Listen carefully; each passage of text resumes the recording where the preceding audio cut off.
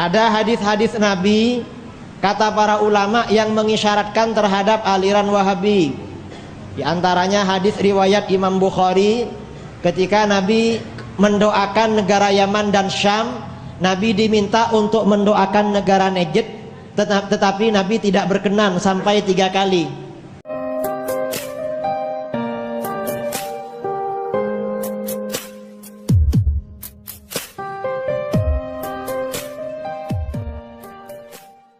Wahabi itu siapa sebenarnya? Karena di sini tidak ada orang Wahabi, di sini nggak ada. Ya mungkin kalau mirip-mirip ada mungkin itu. Pokoknya orang yang suka syirik, mensyirikkan, mengkafirkan, membid'ahkan, itu biasanya Wahabi. Yasinan bid'ah, tahlilan bid'ah, itu Wahabi yang begitu itu. Nah, Wahabi itu apa? Jadi Wahabi itu aliran yang dinisbatkan terhadap Muhammad bin Abdul Wahhab An-Najdi. Lahir 1111 Hijriah, meninggal 1206 Masehi. Jadi sekarang masih 200 tahun. Ayahnya Syekh Sulaiman bin Abdul Wahhab. Syekh Abdul Wahhab bin Sulaiman seorang ulama bermazhab Hambali yang harismatik dan menjadi hakim di distrik Uyainah. Syekh Muhammad bin Abdul Wahhab mulai menyebarkan dakwahnya setelah ayahnya wafat. Jadi ketika masih ada ayahnya, beliau belum menyebarkan dakwahnya. Ada hadis-hadis Nabi, kata para ulama, yang mengisyaratkan terhadap aliran Wahabi. Di antaranya hadis riwayat Imam Bukhari, ketika Nabi mendoakan negara Yaman dan Syam, Nabi diminta untuk mendoakan negara Najd, tetapi Nabi tidak berkenan sampai 3 kali. Jadi Nabi berdoa, Allahumma barik lana fi Syamina wa fi Yamanina. Ya Allah, berkahilah negara Syam dan Yaman bagi kami. Lalu sahabat meminta, wa fi Najdina, doakan juga berkah Najd bagi kami. Nabi tidak berkenan, malah berdoa lagi, Allahumma barik lana fi Syamina wa fi Yamanina. Kemudian yang kedua kalinya sahabat minta, wa fi Najdina, Rasulullah, Najd doakan juga kami ini kalau dagang ke Najd. Ternyata katanya Rasulullah, hunaka zalazil wal fitan wa hunaka yatlu'u qarnus syaitan. Di Najd itu akan terjadi banyak kegoncangan dan fitnah, di sana akan lahir si tanduk setan. Kata para ulama, tanduk setan ini namanya Wahabi, karena lahirnya di Najd. Jadi memang banyak ya. Dan ini pendiri Wahabi ini seorang pemalas, tidak mau belajar ilmu fikih, yang mengatakan orang dekatnya. Ini ada kitab namanya As-Suhubul Wabilah ala Dharaihil Hanabilah, karangannya Muhammad bin Abdullah bin Humaid An-Najdi, orang Najd juga, masih keluarga, masih family dengan pendiri Wahabi. Kitab ini diterbitkan oleh orang Wahabi. Jadi beliau menceritakan ini ya, ini beliau menceritakan, aku mendapat berita dari sebagian ahli ilmu yang aku temui, dari orang yang seperiode dengan Syekh Abdul Wahhab, ayahnya pendiri Wahabi, bahwa sang ayah sering marah kepada anaknya, sering dimarahi. Mengapa? Karena anaknya tidak tekun belajar ilmu fikih seperti pendahulunya. Padahal Al-Quran mengatakan liyatafaqahu fiddin, dia gak mau tafaqquh fiddin itu. Jadi pemalas. Dan ayahnya punya firasat, nanti anak saya ini bahaya. Ayahnya ini punya firasat, anaknya akan bahaya. Ternyata bahaya sungguh itu.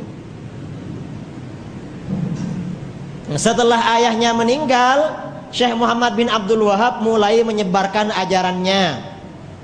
Jadi ini menurut kakaknya sendiri ya, katanya sang kakak, pendiri Wahabi di mata kakaknya adalah mengklaim mujtahid mutlak, menolak pendapat orang lain, mewajibkan orang lain mengikuti pendapatnya, mengkafirkan lawan pendapatnya, pribadinya tidak alim, mengkafirkan seluruh umat Islam.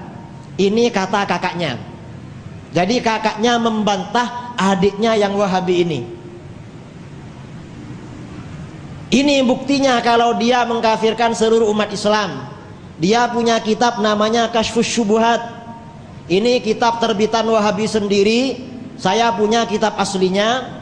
Halaman 21, dia menyatakan kesyirikan umat Islam selain Wahabi lebih berat daripada kesyirikan kaum musyrik jahiliyah.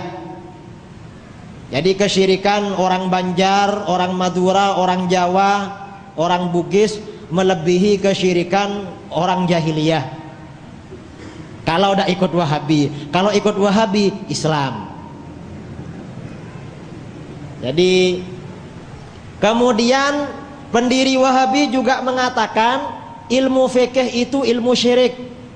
Ini dia punya kitab Ad-Durarus Saniyah fil Ajwibah An-Najdiyah, karangan beliau sendiri, juz 2 halaman 59. Ilmu fikih dikatakan ilmu syirik.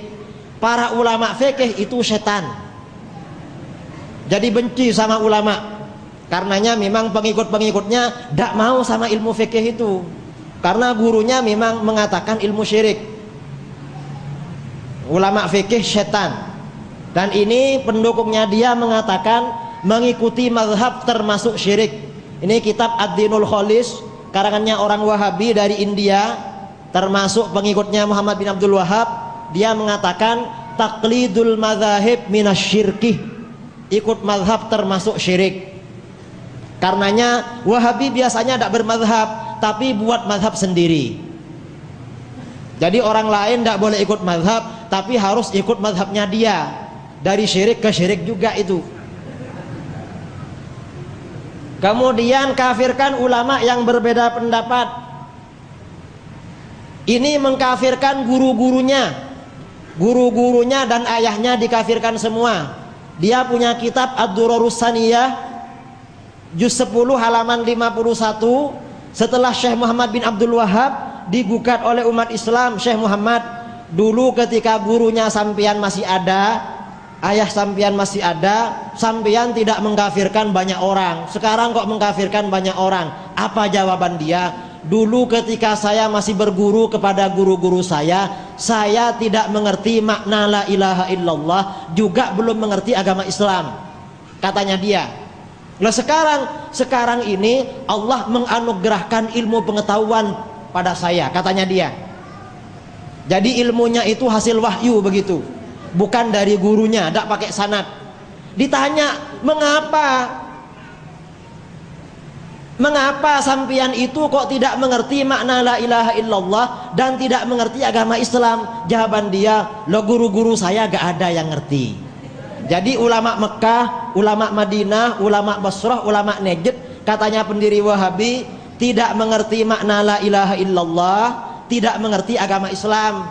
Kira-kira layak disebut muslim, gak ngerti la ilaha illallah, gak ngerti Islam. Muslim apa enggak? Bukan muslim. Maksudnya bagaimana? Syekh Muhammad bin Abdul Wahab ini secara tidak langsung gurunya itu kafir semua. Ini Wahabi. Ini kitab beliau, bukan kitabnya orang NU ini. Saya dari kitab aslinya. Ini mengkafirkan ulama yang berbeda pendapat.